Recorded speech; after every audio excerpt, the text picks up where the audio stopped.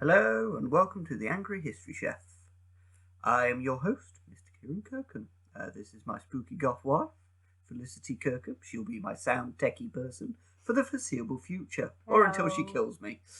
I don't plan on killing you. No, I know you don't. Now, what is this show about? Well, history, mostly. Kieran being angry at And it. me being angry at history. Or not angry at history. I love history, but more angry at Hollywood and people who use history for their own nefarious means, reasons, ends, and everything else. You don't like ignorance either. That's a big thing. No, I can't tolerate ignorance. Ignorance does my head in. Will there be any chronological order to me doing history? There's a mouthful for you. Will there be any chronological order to me doing history? No, there really won't. Each week I will literally just pick whatever any person decides to throw at me as a request or whatever has been bugging me this week on whatever I've been looking at or reading, and I will generally rant for at least a good hour about it, and you may all listen and enjoy yourselves if that's what you want to do, or not. I don't really care. I'll interject with helpful questions and suggestions to give you the perspective of what a normal non-Kieran-like person would probably consider. Indeed. And it won't just be history. I'll be trying to explain to my wife throughout these talks the knowledge and the background and the lore of the 41st millennium, good old Games Workshop. That was Sunday. But that's like the Sunday show that I'm hoping to do at least once a month, a fantasy Sunday, as it were, or a fantasday on a Sunday, which is an awful pun, but that's my wife's fault. You can blame her for that.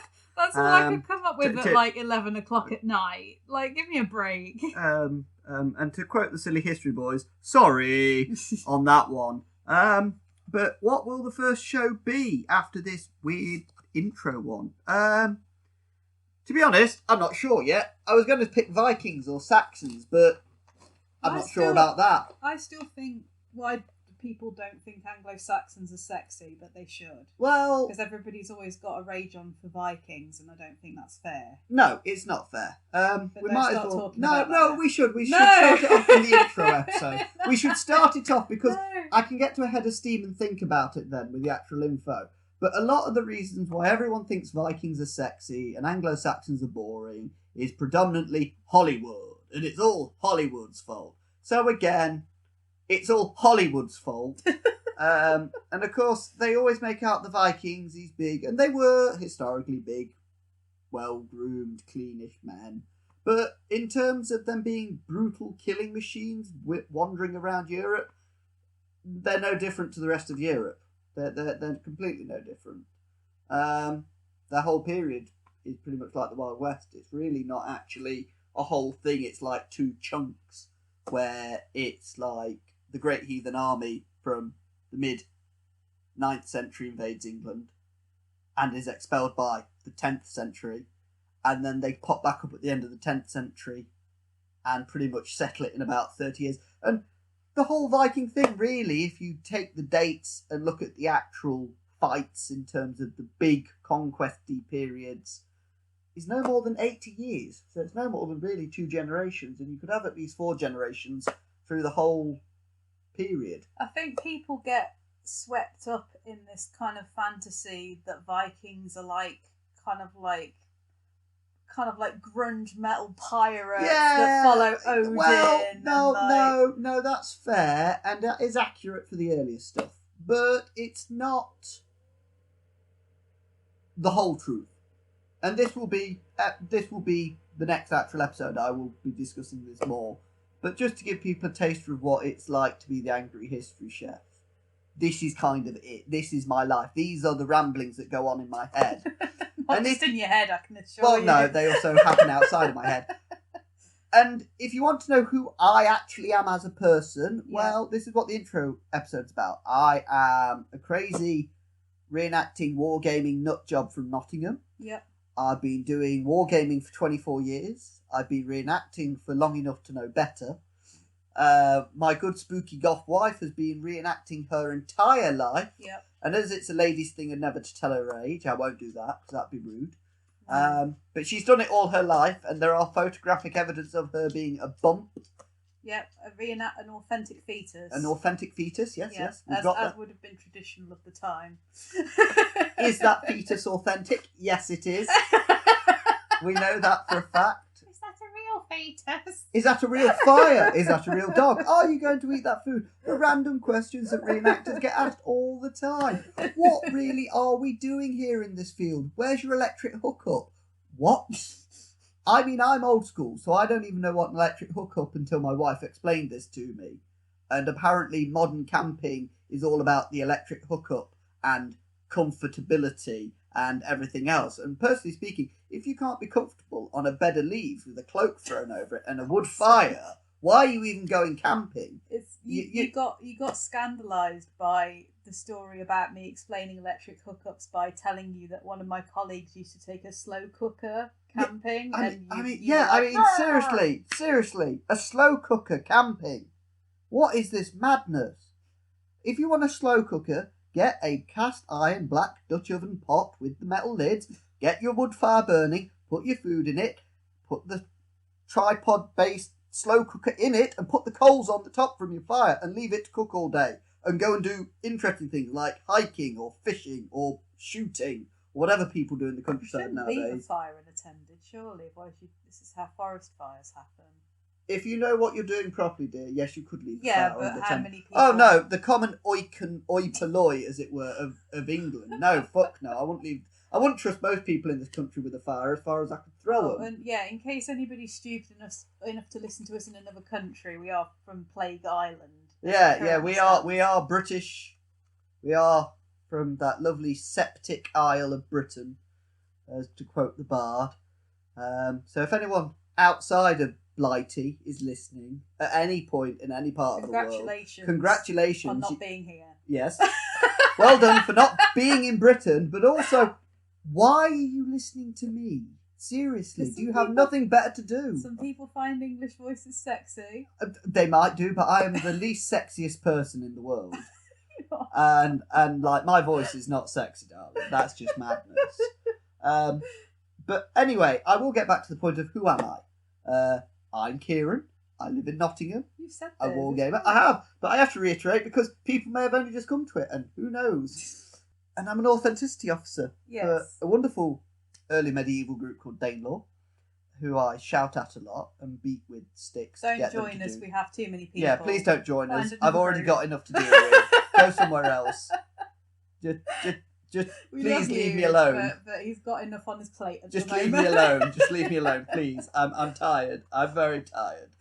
But why are we doing this? Well, the question of why we're doing this... The podcast or life or... Everything, generally. Why are we doing this? This is the biggest thing. Why are we doing this? Well, really, it's because people keep berating me in a nagging fashion. Yeah, this is your fault. It's all your people's fault out there in the outside world, nagging me to basically start a podcast where I ramble on about whatever takes my mood, whether it's history, Lord of the Rings, 40k, sci-fi of Babylon 5, or whatever. I won't talk about Star Wars. I will put that out now. Do not put in any requests for me to talk about Star Wars, because I don't know anything about it. That's a lie. I'm a Trekkie. It's a lie. I'm not a lie.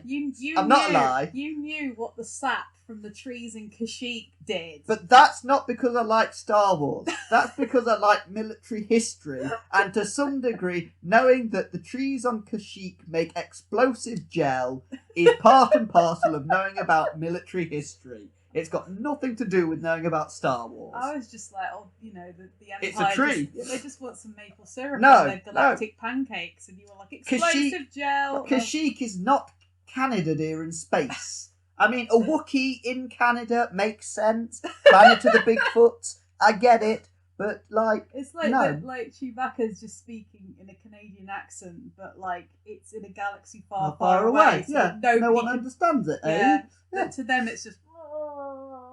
And actually, he's speaking in a Canadian accent. Correct. Maybe he's French Canadian. Oh God, the worst. Oh, French-Canadian listeners just disappear. Well, if the French Canadians can't take a joke, it's not the Canadian bit I have an issue with. It's the French part. Oh, great, so the French listenership disappears. Look, if people can't take a politically incorrect joke anymore, what's the world coming to? If I can't sit here and rib the French or any other nationality while being ribbed ourselves, then what is the world coming to? It's daft. It's like we've got 800 plus years of history with France and Normandy as a whole, from pre-Viking all the way through. And some of our biggest enemies have always been the French. Some of our biggest allies have been the Germans. And yet, because of 2 world wars, everyone throws the previous history out the fucking window. Yep. I mean, come on. It's like France was our oldest, biggest enemy. Always has been. Well, then in Spain, really. Well, yes, but Spain was more... but you see, that's the Reformational Wars of the 30 Years' War and stuff. And that's its own whole kettle of fish there, folks. That's a 4-parter. That's a 4-parter, if anything. And that's the 30-Year Wars and the War of Spanish Successions and all the fun and game. That's Marlborough and his lot and everything that comes before it and stuff during the English Civil War and the Three Musketeers. It's all that period. Yeah. It's 17th century. Yeah. That's a lot of the reasons we end up with wars with Spain. And also because we went Protestant, because Henry VIII couldn't get a divorce. Also, for all of those people out there who are like, oh, the Vikings, they burned monasteries and ruined it. No. Go back to a history book and blame Henry VIII for the dissolution of the monasteries. He's the one who really destroyed the monasteries. The Vikings may have robbed them, but you rebuilt and moved on again. And yeah, they might have come back and done it again, but that's just because you set up a pyramid scheme of loot the monastery, rebuild the monastery, loot the monastery. And it's just a secular gold train going round and around and around. Suggesting that St Cuthbert was in on it the whole time. Clearly, the whole Catholic Church. It's just in it for the shiny vestments. No, the reason, if you want someone to really blame for destroying, like, the church in this country in some respect, blame Henry VIII and the fact that he couldn't not listen to his syphilitic cock for 2 seconds about what he should do.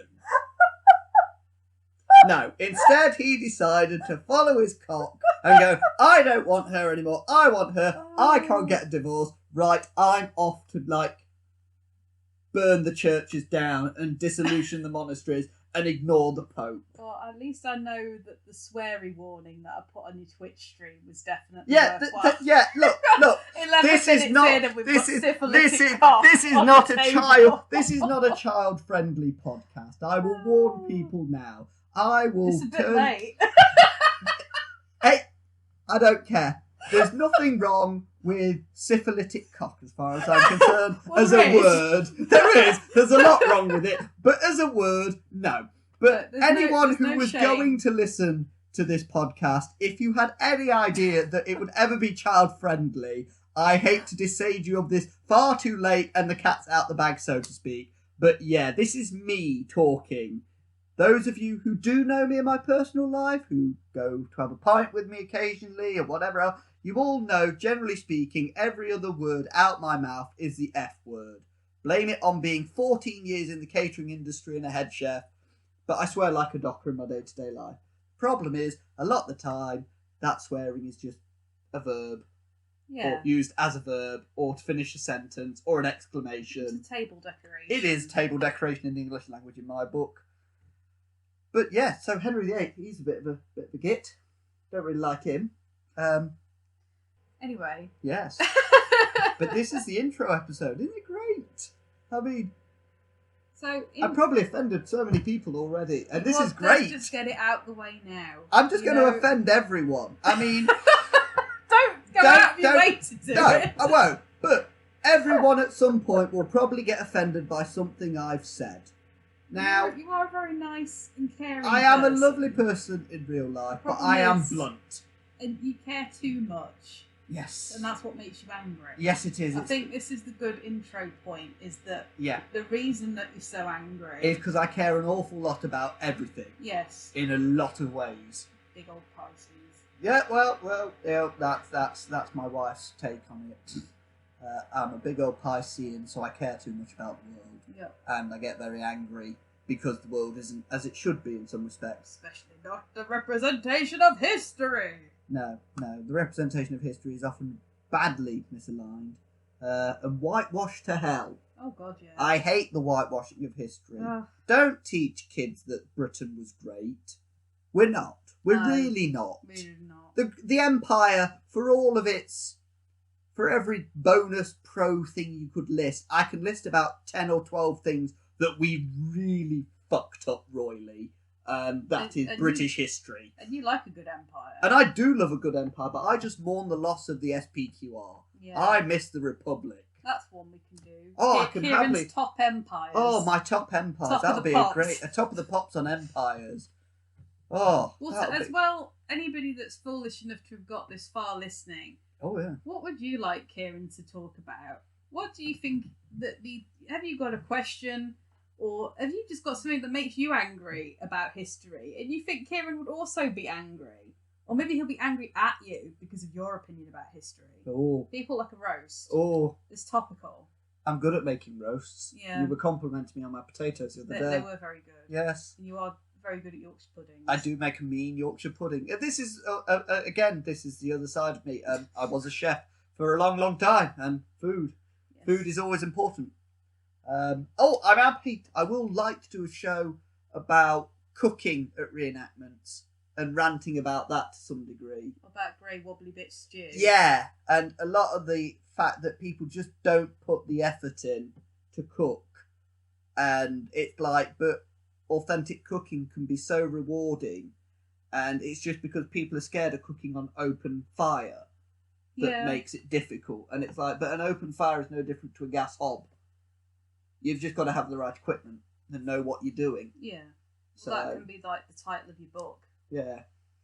You've got to know what you're doing. Yeah. Or it's the Ron Swanson thing of you walk into a store, can I know more than you, and just carry on. No, that's you in Warhammer World. Depressingly enough, a good friend of mine, Adam Walsh, if he's listening at any point, he's a very old friend. He works at Warhammer World, and he did once say when I walked in that it's like, you are literally the Ron Swanson of Games Workshop at times. It's like, you walk in and people try to talk to you, and if they don't know you, they're like, hi, and it's just like, I've forgotten more than you could possibly know. Bye. It's gone into that thing of like being a bit like the Disney store. Yeah. Like yeah. When I was a kid. No, that's always been Games Workshop, I'm afraid. It's always been a bit like, hi, can I help you? That's been the sales. They used to have the 10 Commandments. They probably still have the 10 Commandments, where you basically had to be like sell. But it used to be, if you were a veteran and they knew you, you got left alone and no one bothered you because that was like talking to a brick wall because you knew why you'd gone in. You'd already bought probably everything anyway. That you wanted, or you were picking up for a new project or whatever else. And that's veterans. That's your classic salty grognards of the world. That's me, Master Wheatley, so you can and have a fair few. You can have Salty Sunday. Salty Sunday. That just sounds so wrong, dear. So wrong. Salty Sundays. Oh dear God, what are we doing there? You know, I was walking the dog, and I suddenly thought, like, oh my God, my horrific Trixie Mattel laugh is going to be blasting down the ears. And I was like, should I just like edit Enya over the top, like when I start cackling? So it's like what we do need to do though, we do need to buy a proper microphone. Well, we do need a proper microphone. We're kind of bodging it at the moment. But what we do need to do is also, we need to find a good sound set for the Authenticity air horn. Yep, we need the proper Authenticity air horn. Because some of these will be me discussing and reviewing. According to Sasso Credo, it was... Yes, it was Whistle Dixie does. Yes, precisely. Yeah. We do need the Authenticity air horn, which is just Whistle Dixie. I've got my 40k air horn and my... don't get them mixed up. Don't get them mixed up. We'll be at a Vite show, you'll blast the 40k air horn instead of the Authenticity one. Ha! Heresy. Yeah, at which point everyone in that field will know what you mean because we're all a bunch of big-ass nerds. The Venn diagrams for reenactment. There's and a so lot, many things. So many things that won't be mentioned. But well, maybe if we were past Watershed in some respects, or Angry History After Dark. The Angry History After Dark. These will be like 10-minute things, maybe occasionally that pop up. If this takes off, there may God help us. Yeah, God help us all. God help you lot for actually listening to me ramble on for hours on end. Because the intro thing so far has just been us saying why. What? Why? Why and what? Because that we've covered all my points though. Yeah. We have covered all my points. Excellent. I've done very well. I wrote out a thing. Diverged. I barely diverged at all because this is me. I wish I could just show the page which has just got wife in capital letters. Well, we can put it in the comments. We can put it in the comments when we post this up. Like and subscribe. You're supposed to say that. No, not like and subscribe. You are. Because I'm not on YouTube. Yeah, but they want you to be on YouTube. I don't want to be on YouTube. I just want to be on like Spotify and whatever else and Facebook. I don't do social media. This is your job. This is why I will do. Just like and subscribe. Like and share. And review and follow and share and share to the wider world. Climb up a flagpole and shout about it, or don't climb up a flagpole. Write a tiny scroll and attach it to a pigeon's leg and send it to a friend. Please feel free to send postal messages by pigeons out. It's acceptable forms of mail. And if you think this is rubbish and you hate it, just don't say anything. Yeah, just ignore us. If more people just did that, the world would be a happier place. The only things you should shout at people about is being racist arseholes and ignorant. And history. Well, no, don't shout at them about history. Just I'm angry, but I'm not angry at history. I'm just angry in general, dear. The problem is it's just history happens to be what I get angry about as a diffusing mechanism to the madness in my head. This is the whole point. I'll derail myself on my own podcast because this is who I am and I love it. Do you know what? It's because I hate talking about myself. And I don't like to put myself into a position of like, I'm cleverer than you. Because I'm not. You know a lot of things. I do. Which means I'm not really smarter than anyone. I'm just really well read. The anti-Jon Snow. The anti-Jon Snow. You know nothing, Jon Snow. Yes. Which is always good. But we're going to sign off now. Because we've surprisingly got to like 20 odd minutes of us just trying to do an intro. Yeah. So let us know things. Yeah, possibly please. About your opinion. Or just let us know other things. Yes. And if you don't like my show, don't say anything. Just stay quiet and carry on. Have a cup of tea. Have a tea. Look at a sunset. Yeah. And then go to bed. Eat a biscuit. Yeah. Have a cup of tea. They instill moral fibre in people. Less coffee, more tea. That's me. Yeah. Calispera. Cali Nictor.